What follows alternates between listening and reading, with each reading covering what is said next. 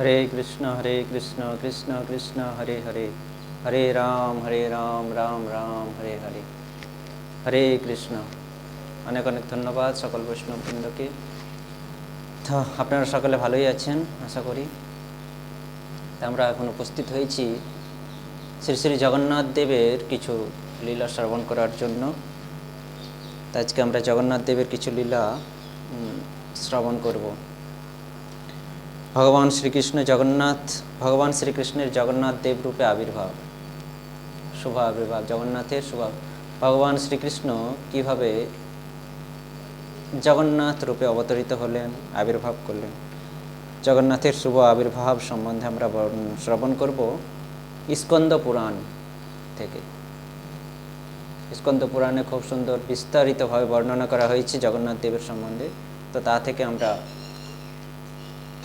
শ্রবণ করব আজকে। তো স্কন্দ পুরাণে বর্ণনা আছে, স্কন্দ পুরাণ অনুসারে বর্ণনা পাওয়া যায়, আমরা সেখানে দেখতে পাই যে স্কন্দ পুরাণে বলা হয়েছে যে কোনো এক সত্য যুগে মালব প্রদেশে এক মহান রাজা ছিলেন যার নাম ছিল ইন্দ্রদ্যুম্ন। সত্যযুগে মালব প্রদেশের রাজা ছিলেন মহারাজ ইন্দ্রদ্যুম্ন, যিনি বিষ্ণু ভক্ত ছিলেন, ধার্মিক বিষ্ণু ভক্ত, প্রজাপরায়ণ, সকলের হিতাকাঙ্ক্ষী ছিলেন। তিনি ধর্মপরায়ণ ছিলেন, সকলের হিতাকাঙ্ক্ষী ছিলেন। তিনি ভগবান বিষ্ণুর একনিষ্ঠ ভক্ত ছিলেন। তে মহারাজ ইন্দ্রদ্যুম্ন ব্রহ্মার বংশ পরম্পরার অন্তর্গত 25তম পুত্র ছিলেন। মহারাজ ইন্দ্রদ্যুম্ন সৃষ্টিকর্তা ব্রহ্মার বংশগত 25তম পুত্র ছিলেন। ব্রহ্মার পুত্র মনু, সর্বপ্রথম মনু স্বয়ম্ভব মনু, আর স্বয়ম্ভব মনু ব্রহ্মার প্রথম পুত্র। প্রথম মনু হচ্ছেন স্বয়ম্ভব মনু। আর এই স্বয়ম্ভব মনু এবং ব্রহ্মারই বংশ পরম্পরায় এই ইন্দ্রদ্যুম্ন মহারাজ শাসন করতেন মালব নামক এক প্রদেশ, যার রাজধানী ছিল অবন্তীনগর, উজ্জয়িনী অবন্তীনগর, যার রাজধানী ছিল সে মালব প্রদেশের তিনি শাসক ছিলেন। তিনি বিষ্ণু ভক্ত ছিলেন, প্রজাকাঙ্ক্ষী ছিলেন, সকলের হিতাকাঙ্ক্ষী ছিলেন। তিনি একনিষ্ঠ বিষ্ণু ভক্ত ছিলেন, ভগবান বিষ্ণুর তিনি সেবা করতেন। তা একবার তিনি প্রতিদিনের মতো তিনি বিষ্ণু পূজা সমাপন করলেন। পূজারীকে নিয়ে তার যে দৈনন্দিন পূজা, বিষ্ণু পূজা, তা তিনি সমাপন করলেন মহারাজ ইন্দ্রদ্যুম্ন। এবং সমাপন করার পর ইন্দ্রদ্যুম্নের ইচ্ছা হলো, তো মহারাজ ইন্দ্রদ্যুম্ন তার দৈনন্দিন পূজা সমাপন করে তিনি পূজারীকে অনুরোধ করলেন যে হে পুরোহিত, যে রাজপুরোহিত ছিলেন সেই রাজপুরোহিতকে বিষ্ণু পূজা সমাপন করার পর মহারাজ ইন্দ্রদ্যুম্ন জিজ্ঞাসা করছেন যে হে পুরোহিত, আপনি অনুগ্রহ করে বলুন যে এই ধরণীতে, এই পৃথিবীতে, এই ধরণীতে এমন কোন মহাতীর্থ আছে, এই ধরণীতে এমন কোন মহাতীর্থ আছে যেখানে আমি সরাসরি প্রত্যক্ষভাবে ভগবানকে দর্শন করতে পারবো, পরম ব্রহ্মকে মুখোমুখি আমি দর্শন করতে পারবো। এমন কোন মহাতীর্থ আছে এই ধরনীর মধ্যে, পৃথিবীর মধ্যে, সেই মহাতীর্থের তুমি সন্ধান করে আমাকে জানাও। তো মহারাজ ইন্দ্রদ্যুম্নের এই নির্দেশ পাওয়া মাত্রই পূজারী সেই রাজ্যে যত তীর্থ পর্যটক ছিলেন, যারা তীর্থ ভ্রমণ করেছেন, ব্রাহ্মণ, সব তীর্থ যাত্রীদেরকে তিনি রাজপ্রাসাদে আসার জন্য নিমন্ত্রণ করলেন। ওই রাজপুরোহিত মহারাজ ইন্দ্রদ্যুম্নের নির্দেশ অনুসারে মহারাজ ইন্দ্রদ্যুম্ন যখন জানতে চাইলেন যে এমন কোন মহাতীর্থ আছে যেখানে আমি মুখোমুখিভাবে পরম ব্রহ্মকে দর্শন করতে পারবো। তো মহারাজ ইন্দ্রদ্যুম্নে এই নির্দেশ পাওয়া মাত্র ওই রাজপুরোহিত সকল তীর্থযাত্রীকে রাজপ্রাসাদে আসার জন্য, সভায় উপস্থিত হবার জন্য আমন্ত্রণ জানালেন। তো সেই সভার মধ্যে সকল তীর্থযাত্রীরা এসে উপস্থিত হলেন। সকল তীর্থযাত্রীরা আসার পর মহারাজ ইন্দ্রদ্যুম্ন তাদেরকে নির্দেশ করলেন যে, হে তীর্থযাত্রীগণ, আপনাদের মধ্যে কেউ অবগত আছেন যে ধরণীতে এমন এক মহাতীর্থ আছে যেখানে গিয়ে আমি মুখোমুখিভাবে পরম ব্রহ্মকে দর্শন করতে পারবো? তা আপনারা যদি কেউ অবগত হয়ে থাকেন তো কৃপা করে আমাকে বলুন। তো সেই অনেক তীর্থযাত্রীর মধ্যে সেখানে একজন তীর্থযাত্রী উপস্থিত ছিলেন। তিনি তখন মহারাজ ইন্দ্রদ্যুম্নকে বললেন,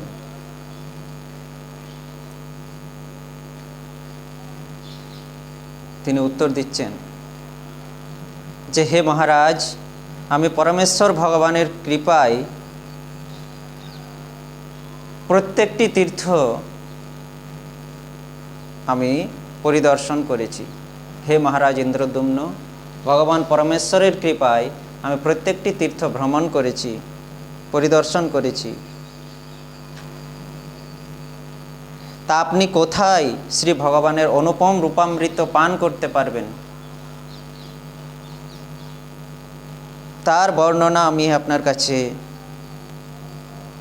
করতে চাইছি।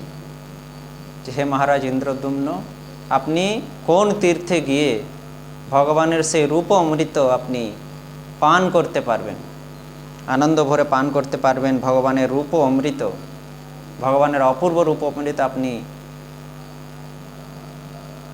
পান করতে পারবেন, অর্থাৎ ভগবানের সেই সুন্দর রূপ আপনি দর্শন করতে পারবেন, তার বর্ণনা আমি আপনার কাছে করতে চাই। তো এবার সেই তীর্থযাত্রী বর্ণনা করছেন সেই অপূর্ব তীর্থস্থানের কথা, যেখানে ভগবান স্বয়ং বিরাজিত, স্বয়ং বিরাজমান। সেই তীর্থের কথা তিনি বর্ণনা করে চলেছেন। খুব সুন্দরভাবে তিনি বর্ণনা করেছেন। তিনি বলছেন, এই ভারতবর্ষে উড্র দেশ নামক একটি প্রদেশ আছে। ভারতবর্ষে উড্র দেশ অর্থাৎ উড়িষ্যা, উড্র দেশ নামক এক প্রদেশ আছে। এই প্রদেশ দক্ষিণ সমুদ্রের তীরে বিরাজিত রয়েছে এবং ওই ক্ষেত্রটি শ্রী পুরুষোত্তম ক্ষেত্র নামে পরিচিত। ভারতবর্ষে উড্র দেশ নামে এক প্রদেশ দক্ষিণ সমুদ্রের তীরে অবস্থিত এবং সেই ক্ষেত্রটি পুরুষোত্তম ক্ষেত্র নামে পরিচিত। ওই ক্ষেত্রের এক অংশে চতুর্দিকে ঘন অরণ্য দ্বারা পরিবেষ্টিত। ওই পুরুষোত্তম ক্ষেত্রের এক অংশ ঘন অরণ্যের দ্বারা পরিবেষ্টিত, ঘন বন জঙ্গলের দ্বারা পরিবেষ্টিত।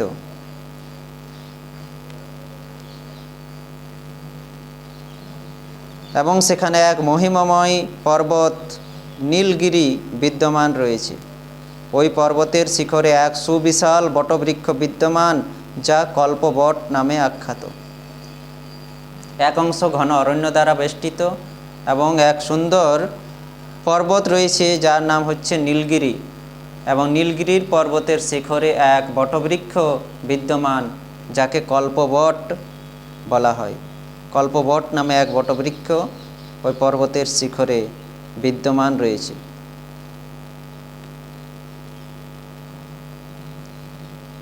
এই বটবৃক্ষের পশ্চিম ভাগে, এই কল্পবটের পশ্চিম ভাগে রোহিণী কুণ্ড নামক এক কুণ্ড আছে। রোহিণী কুণ্ড নামক এক পবিত্র কুণ্ড রয়েছে, যা ভগবানের কৃপা বাড়ি দ্বারা পূর্ণ রয়েছে।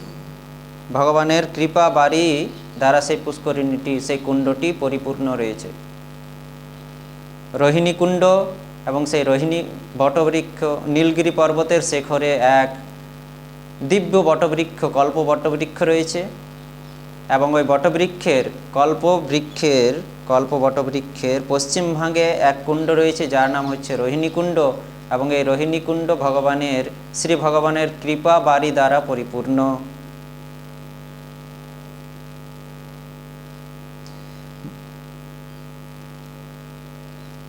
হে মহারাজ, এই কুণ্ডের জল হচ্ছে মোক্ষপ্রদ। যে কোনো ব্যক্তি ওই রোহিণী কুণ্ডের দিব্য জল স্পর্শ করা মাত্রই তিনি তৎক্ষণাৎ মুক্তি লাভ করেন। সুন্দরভাবে বর্ণনা করছেন। বটবৃক্ষ নীলগিরি পর্বত, তার উপরে এক বটবৃক্ষ কল্পবাট নামে এক বটবৃক্ষ বিদ্যমান। বটবৃক্ষের পশ্চিম ভাগে এক রোহিণী কুণ্ড, যা ভগবানের কৃপা বাড়ি দ্বারা পরিপূর্ণ, এবং এই রোহিণী কুণ্ডের জল হচ্ছে মোক্ষপ্রদ। যে কোনো ব্যক্তি যদি এই জল স্পর্শ করে তাহলে তৎক্ষণাৎ তার মুক্তি লাভ হয়। সুন্দরভাবে তিনি ওই তীর্থযাত্রী সুন্দরভাবে বর্ণনা করে চলেছেন। আবার বলছেন, ওই রোহিণী কুণ্ডের পূর্ব তটে পরম পুরুষ শ্রী বাসুদেবের এক বিগ্রহ রূপ বিরাজিত। ওই রোহিণী কুণ্ডের পূর্ব তটে পরম পুরুষ শ্রী বাসুদেবের এক সুন্দর বিগ্রহ বিরাজিত রয়েছে। অতি রম্য দর্শন এই শ্রী বিগ্রহের। জ্যোতির্ময় ইন্দ্র নীলমণি নির্মিত যে ব্যক্তি রোহিণী কুণ্ডের দিব্য বাড়িতে অবগাহন করার পর কুণ্ড তটে বিরাজিত এই শ্রী বিগ্রহকে দর্শন করেন, তিনি জড়বন্ধন হতে মুক্তি লাভ করেন। ইন্দ্র নীলমণি, এবং সেই শ্রীবিগ্রহ অতি রম্য, সেই শ্রীবিগ্রহ ইন্দ্র নীলমণি জ্যোতির্ময় নির্মিত সেই বিগ্রহ। ইন্দ্র নীলমণির জ্যোতি দ্বারা সেই বিগ্রহ নির্মিত হয়েছে। যে ব্যক্তি রোহিণী কুণ্ডে স্নান করার পর ভগবান বাসুদেবের এই কুণ্ডতটে বিরাজিত এই বিগ্রহকে, ভগবান বাসুদেবের এই বিগ্রহকে যিনি দর্শন করেন, তিনি জড়বন্ধন থেকে মুক্তি লাভ করেন। এবং এই বিগ্রহের পশ্চিম ভাগে বিরাজিত রয়েছে সবর দ্বীপক নামক এক আশ্রম। রোহিণী কুণ্ডের পূর্ব তটে কি রয়েছে? পরম পুরুষ শ্রী বাসুদেবের শ্রীবিগ্রহ, অতি রম্য দর্শন তার, জ্যোতির্ময় ইন্দ্র নীলমণি দ্বারা সেই বিগ্রহ নির্মিত হয়েছে। তো এই রোহিণী কুণ্ডের দিব্য বাড়িতে স্নান করে এই বাসুদেবের শ্রীবিগ্রহ যদি কেউ দর্শন করে তাহলে তার সংসার বন্ধন ছিন্ন হয়, তিনি জড়বন্ধন থেকে মুক্তি লাভ করেন। এবং এই বাসুদেব শ্রীবিগ্রহের পশ্চিম ভাগে বিরাজিত রয়েছে এক সবর দ্বীপক নামক এক আশ্রম। একটা আশ্রম আছে এই বাসুদেব শ্রীবিগ্রহের পশ্চিম ভাগে এক আশ্রম রয়েছে, যার নাম হচ্ছে সবর দ্বীপক আশ্রম। সেই আশ্রম থেকে এক পথ চলে গিয়েছে শ্রী বিষ্ণুর একটি মন্দিরের দিকে। ওই সবর দ্বীপক আশ্রম থেকে সোজা একটা পথ গিয়েছে ভগবান শ্রী বিষ্ণুর একটা মন্দিরের দিকে। সেই মন্দিরে বিরাজমান রয়েছেন শঙ্খ চক্রধারী শ্রী শ্রী জগন্নাথ দেব। ভগবান বিষ্ণুর এক মন্দির ওই সবর দ্বীপক আশ্রমের সামনে, সেখানে শঙ্খ চক্র গদাধারী শ্রী শ্রী জগন্নাথ দেব বিরাজমান। তো যখন ওই তীর্থযাত্রী ভগবান এবং ভগবানের আবাস স্থানের বর্ণনা করছিলেন, তখন তার দেহে সম্পূর্ণ অঙ্গে বিভিন্ন বিকার উৎপন্ন হয়েছিল। অশ্রু, কম্প, পুলক, বৈবর্ণ ইত্যাদি অষ্টসাত্ত্বিক বিকার সেই ব্রাহ্মণের শরীরে দেখতে পাওয়া যাচ্ছিল, এবং তিনি খুব সুন্দরভাবে বর্ণনা করছেন।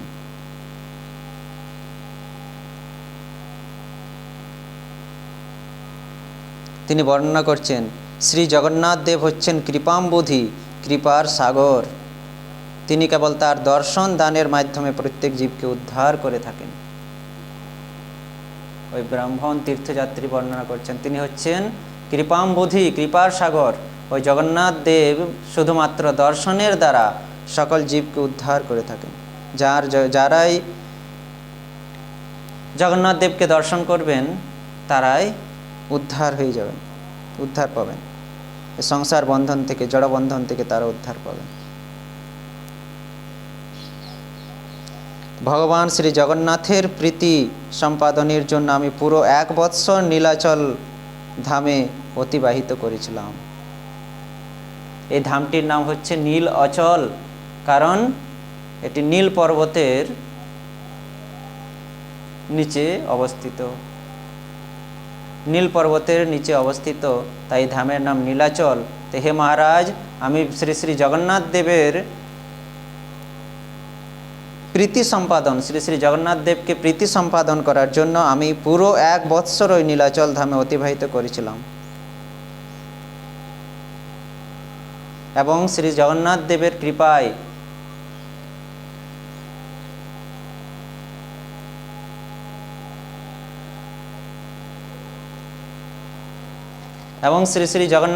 কৃপায় আমি অষ্টাদশ বিদ্যার সবগুলিতে সুপারদর্শী হয়ে উঠেছিলাম। যে অষ্টাদশ অর্থাৎ 18 রকম যে বিদ্যা রয়েছে, সেই বিদ্যার সবগুলিতেই আমি সুপারদর্শী হয়ে উঠেছিলাম। আমার বুদ্ধি এবং চিত্ত এখন নির্মল হয়েছে ওই 1 বৎসর শ্রী জগন্নাথ দেবের সেবায় নিয়োজিত থাকার জন্য। নীলাচল পর্বতে 1 বৎসর অবস্থান করার জন্য আমি অষ্টাদশ বিদ্যায় পারদর্শী হতে পেরেছি। আর আমার চিত্ত এবং বুদ্ধি এখন নির্মল হয়েছে।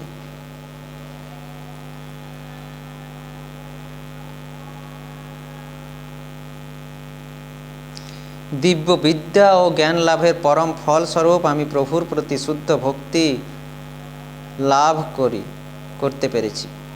আমি শ্রী জগন্নাথ দেবের প্রতি শুদ্ধ ভক্তি লাভ করতে পেরেছি দিব্য বিদ্যা এবং দিব্য জ্ঞানের জন্য।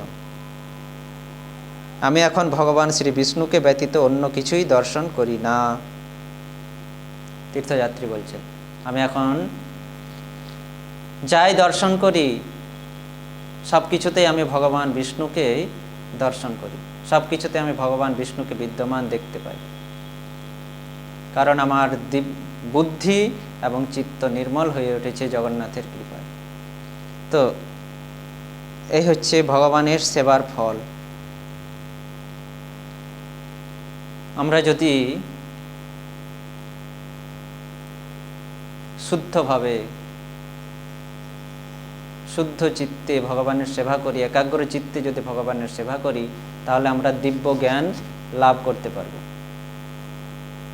এবং সেই দিব্য জ্ঞান এবং দিব্য বিদ্যার মাধ্যমে আমাদের বুদ্ধি এবং চিত্ত দুটোই নির্মল হবে। এবং দিব্য বুদ্ধি এবং দিব্য চিত্ত নির্মল হলে আমরা কি করব? আমরা তখন সব কিছুতেই ভগবানকে দর্শন করতে পারব। যেমন নৃসিংহ আরতিতে আমরা গাই, ইতো নৃসিংহ পরত নৃসিংহ, যত যত যামি তত নৃসিংহ, বহির নৃসিংহ হৃদয়ে নৃসিংহ, নৃসিংহম আদিম শরণম প্রপৈতি। ইতো নৃসিংহ পরত নৃসিংহ, আমার এইদিকেও নৃসিংহ ওদিকেও নৃসিংহ, বাইরেও নৃসিংহ বাহিরেও নৃসিংহ, যত যত যামি তত নৃসিংহ, আমি যেখানে যেখানে যাই সেখানেই নৃসিংহদেবকে দর্শন করি। প্রহ্লাদ মহারাজ প্রার্থনা করছেন। তো তেমনি ওই প্রহ্লাদ মহারাজের মতো এই তীর্থযাত্রীর মতো শুদ্ধভাবে শুদ্ধ চিত্তে একাগ্র চিত্তে যদি আমরা ভগবানের সেবা করি, তাহলে আমাদের দিব্য জ্ঞান দিব্য বিদ্যা লাভ হবে, আমাদের নির্মল চিত্ত এবং বুদ্ধি নির্মল হবে, এবং তার ফলে আমাদের দশা হবে যত যত যামি তত নৃসিংহ। যেখানেই আমরা যাব সেখানেই ভগবানকে দেখতে পাবো, যেখানেই যা কিছুই দর্শন করব ভগবানকে, সব কিছু বস্তুর মধ্যে ভগবানকে দর্শন করতে পারবো। এভাবে মহারাজের সামনে, মহারাজ ইন্দ্রদ্যুম্নর সামনে নিপতিত হয়ে ওই তীর্থযাত্রীটি জগন্নাথ দেব নীলাচলে নিবাস স্থানের জন্য অনুরোধ জানান যে হে মহারাজ। এসব বর্ণনা করার পর ওই তীর্থযাত্রী বলছেন যে হে মহারাজ, নিপতিত হয়ে মাটিতে প্রণাম করে, মহারাজকে প্রণাম করে ওই তীর্থযাত্রী বলছেন, মহারাজ আমার একমাত্র অনুরোধ যে আপনি কৃপা করে ওই নীলাচলে গিয়ে শ্রী জগন্নাথ দেবকে দর্শন করুন। হে মহারাজ, আপনি ভগবান শ্রী বিষ্ণুর একজন মহান ভক্ত, আপনি নিরন্তর অত্যন্ত প্রীতি ও ভক্তি সহকারে তার সেবায় নিয়োজিত রয়েছেন। এই কারণে আমি আপনার নিকট এসেছি, কোনো ধন সম্পদের প্রার্থী হয়ে নয়।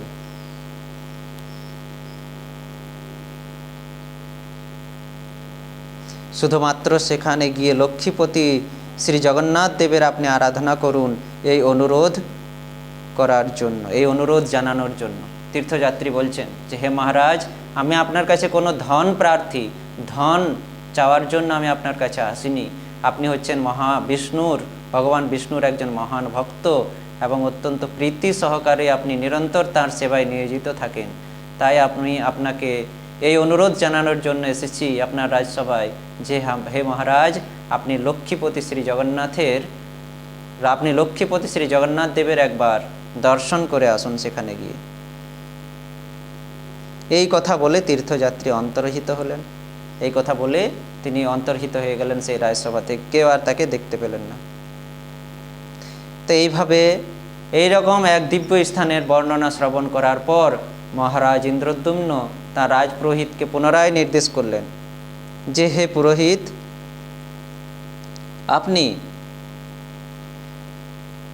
আমরা এখন যা শ্রবণ করলাম, এই তীর্থযাত্রীর কাছ থেকে আমরা এখন যা শ্রবণ করলাম,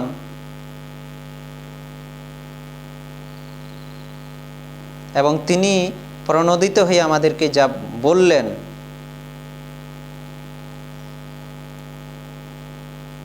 তা অত্যন্ত রহস্যময় বিবরণ। অর্থাৎ মহারাজ ইন্দ্রদ্যুম্ন বলছেন যে এই তীর্থযাত্রী আমাদেরকে যা শ্রবণ করালেন বা তার মুখ থেকে আমরা যা শ্রবণ করলাম, তা হচ্ছে এক রহস্যময় বিবরণ। তো হে পুরোহিতকে আবার বলছেন ইন্দ্রদ্যুম্ন মহারাজ যে আমি পরম পুরুষ ভগবানের কৃপায় ধর্ম, অর্থ, মোক্ষ প্রাপ্ত হয়েছি। এখন আমি চতুর্থ পুরুষার্থ লাভ করতে চাই, তা আমাকে তোমরা সহায়তা করো। আমার কাছে ভগবানের কৃপায় সব কিছু আছে, ধর্ম আছে, অর্থ আছে, ধর্ম, অর্থ এবং কাম, ধর্ম, অর্থ, কাম এই তিনটিকে আমি প্রাপ্ত হয়েছি পরম পুরুষের কৃপায়, ভগবান বিষ্ণুর কৃপায়। আমার কাছে আমি ধর্ম, অর্থ এবং কাম এই তিনটি প্রাপ্ত হতে পেরেছি। এখন আমি চতুর্থ পুরুষার্থকে প্রাপ্ত করতে চাই, তো তোমরা আমাকে এই পুরুষার্থ, চতুর্থ বস্তু পুরুষার্থ লাভ করার জন্য তোমরা আমাকে সাহায্য করো। তখন ওই পুরোহিত করজোড় করে মৃদুস্বরে বললেন, হ্যাঁ মহারাজ, পুরুষোত্তম ক্ষেত্রে গমন করে সেখানে বাস করার অভিপ্রায়টি শুভপ্রদ। বলছে হ্যাঁ মহারাজ, তীর্থযাত্রী যা বর্ণনা করলেন তার অনুসারে ওই পুরুষোত্তম ক্ষেত্রে গমন করে সেখানে বাস করার অভিপ্রায় খুবই শুভপ্রদ। সেখানে যাওয়া উচিত এবং সেখানে কিছুদিন বসবাস করা উচিত, অত্যন্ত শুভ। কিন্তু তারপর পুরোহিত বলছেন, কিন্তু সেখানে যাওয়ার আগে আমি এই চাই যে আমার যে কনিষ্ঠ ভ্রাতা বিদ্যাপতি, তাকে আমি ওই জায়গায় প্রথম প্রেরণ করতে চাই। ওই নীলাচলে, ওই পুরুষোত্তম ক্ষেত্রে আপনি যাওয়ার আগে সেখানে বসবাস করা খুবই শুভপ্রদ আমাদের জন্য, কিন্তু তার আগে, আমাদের যাওয়ার আগে, আপনার ওখানে যাওয়ার আগে আমি আমার কনিষ্ঠ ভ্রাতা ছোট ভাইকে সেখানে প্রেরণ করতে চাই, ওই নীলাচল পুরুষোত্তম ক্ষেত্রে প্রেরণ করতে চাই। সে সেখানে গিয়ে আপনার থাকার সুব্যবস্থা এবং শিবির স্থাপনের জন্য উপযুক্ত স্থান নির্ধারণ করতে পারবে। তা আমার ইচ্ছা, পুরোহিত বলছেন যে হে মহারাজ, আমার এই ইচ্ছা যে আপনি যাওয়ার আগে আমার কনিষ্ঠ ভাই, ছোট ভাই সেখানে একবার যাক এবং সেখানে গিয়ে সে আপনার থাকার সুব্যবস্থা এবং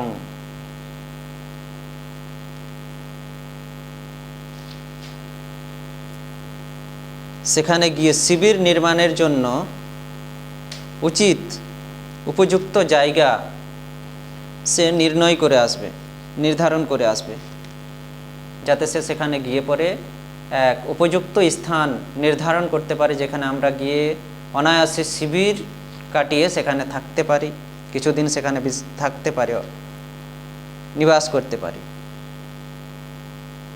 তো হে মহারাজ, কৃপা করে আপনি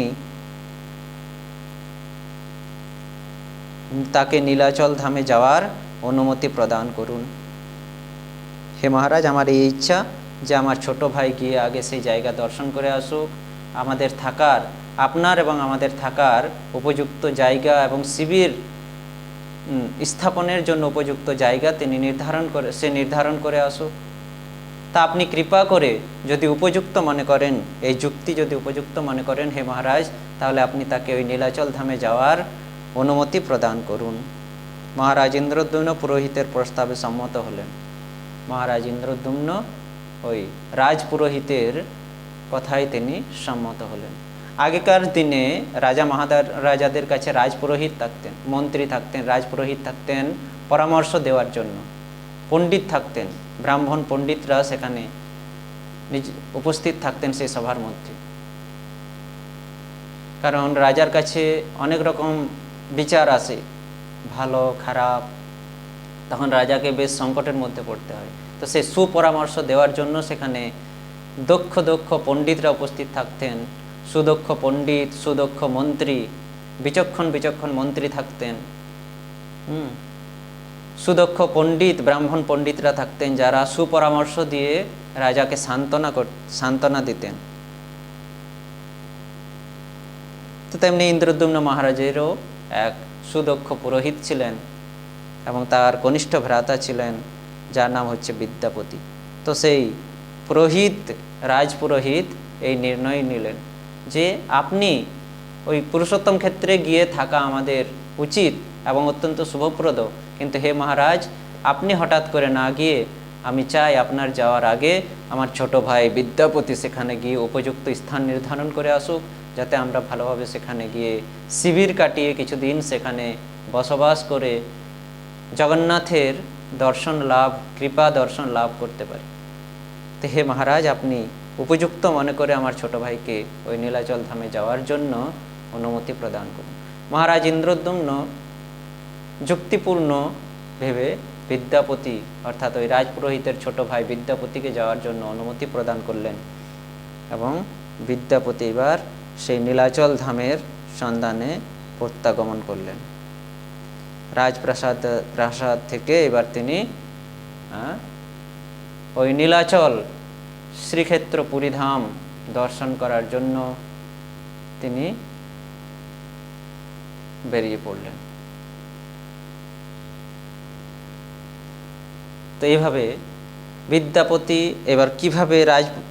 এবার রাজপ্রাসাদ থেকে তিনি কেমনভাবে গমন করলেন ওই নীলাচল ধামে এবং সেখানে গিয়ে তার কি ঘটনা ঘটলো সেই সম্বন্ধে আমরা পরবর্তী ভিডিওতে শ্রবণ করব। এই ভিডিওটি আমরা এখন এখানে বিশ্রাম প্রদান করছি। হরে কৃষ্ণ কৃষ্ণ কৃষ্ণ হরে হরে, হরে রাম রাম রাম হরে হরে, হরে কৃষ্ণ। জয় জগন্নাথ।